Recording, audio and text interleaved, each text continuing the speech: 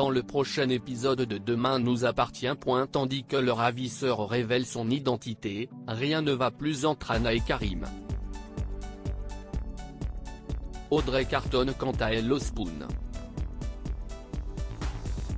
Attention, les paragraphes qui suivent contiennent des spoilers sur l'épisode de Demain nous appartient diffusé demain soir sur TF1. Si vous ne voulez rien savoir, ne lisez pas ce qui suit.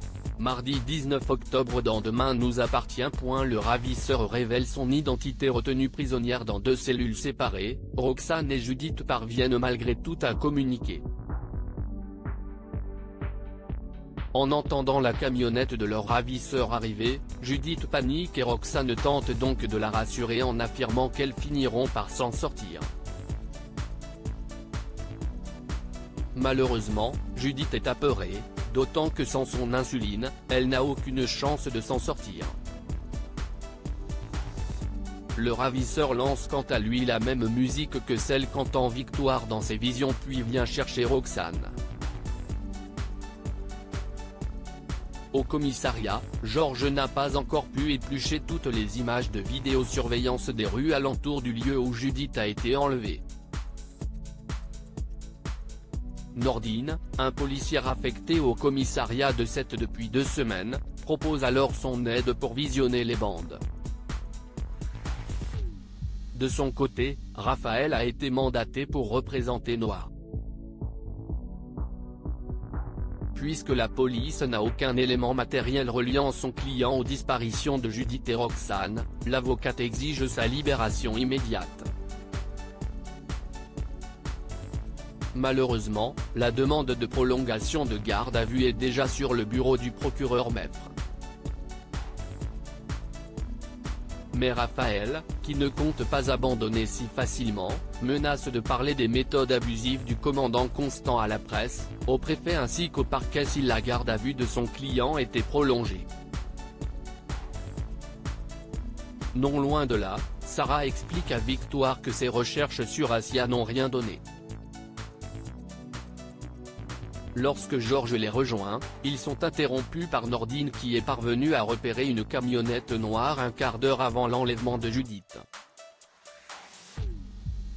Cependant, la plaque d'immatriculation est illisible. En parallèle, Chloé apprend que Noah a été libéré grâce à l'aide de Raphaël. Une nouvelle qui ne réjouit pas du tout la mère de famille qui s'empresse de le faire savoir à Xavier. Tandis qu'il lui signale que son ex-femme a tout simplement fait son travail d'avocate, Chloé lui reproche de ne pas assez la soutenir dans cette épreuve difficile. Le procureur lui présente alors ses excuses puis certifie qu'il met tout en œuvre pour la retrouver. À plusieurs kilomètres, Victoire se confie à Samuel sur son histoire d'amour avec Georges. Si elle a longtemps pensé qu'il était l'homme de sa vie, elle a aujourd'hui l'impression de faire table rase du passé, Georges y compris. Même si cela la peine, Victoire a pris sa décision et admet que son histoire avec lui est désormais terminée. Pendant ce temps, Noah est terriblement inquiet pour Judith et s'effondre dans les bras de son grand-père qui lui assure que tout ira bien.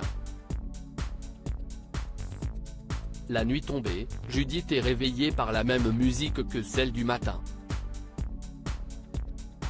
Elle tente bien d'appeler Roxane mais celle-ci ne lui répond pas. En parallèle, Roxane est habillée de façon à ressembler à Asia, la jeune femme qui semble être le grand amour du ravisseur. Au moment où il s'apprête à dîner chez ce dernier, il enlève sa capuche et révèle son identité. Il s'agit d'Ivan Youssef. Rien ne va plus entre Anna et Karim étant parvenu à obtenir ses coordonnées grâce à une connaissance commune, Jim donne rendez-vous à Anna au Spoon. Tandis que l'ancienne journaliste pense que le reporter souhaite la voir pour discuter boulot, celui-ci précise rapidement qu'il avait tout simplement envie de la revoir. Bien que flattée, elle indique qu'elle est en couple. Quand Jim lance qu'il a eu l'impression qu'il s'était passé quelque chose entre eux lors de leur rencontre, Hannah rétorque qu'elle espère qu'il a plus d'instinct sur le terrain. Plus tard, Karim a prévu un plateau de fruits de mer et du vin blanc pour un déjeuner romantique avec sa compagne. Mais en remarquant qu'Hannah regarde des photos d'elle et Mathieu sur son ordinateur, le policier imagine qu'elle a revu son ancien amant quand elle était à Tanger. Hannah jure alors que non puis précise qu'elle faisait tout simplement du tri. Mais rien n'y fait, Karim la soupçonne de lui avoir été une fois de plus infidèle. Furieuse, elle lui donne les codes de sa boîte mail pour lui prouver sa bonne foi puis se rend à l'hôpital. Sur place, elle se confie auprès de Fleur sur les problèmes qu'elle rencontre avec Karim depuis son retour en France. Lorsqu'elle reçoit un message de Jim qui l'invite à faire une balade en fin de journée, Hannah ne réfléchit pas et accepte.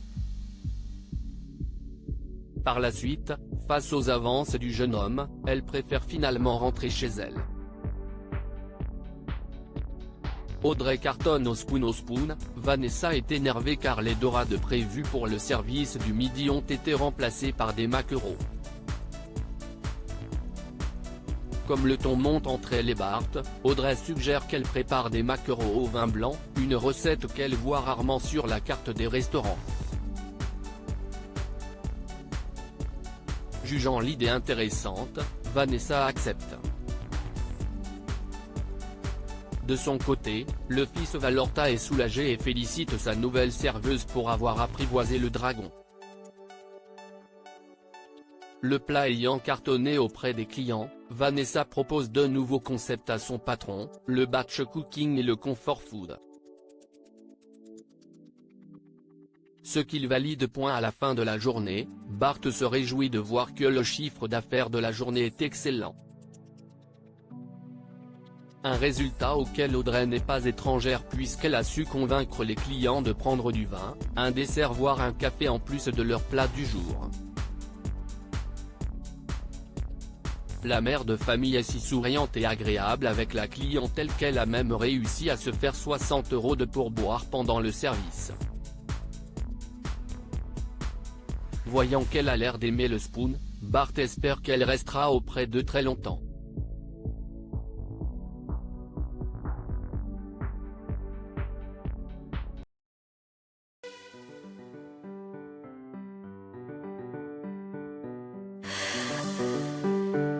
The man I love just had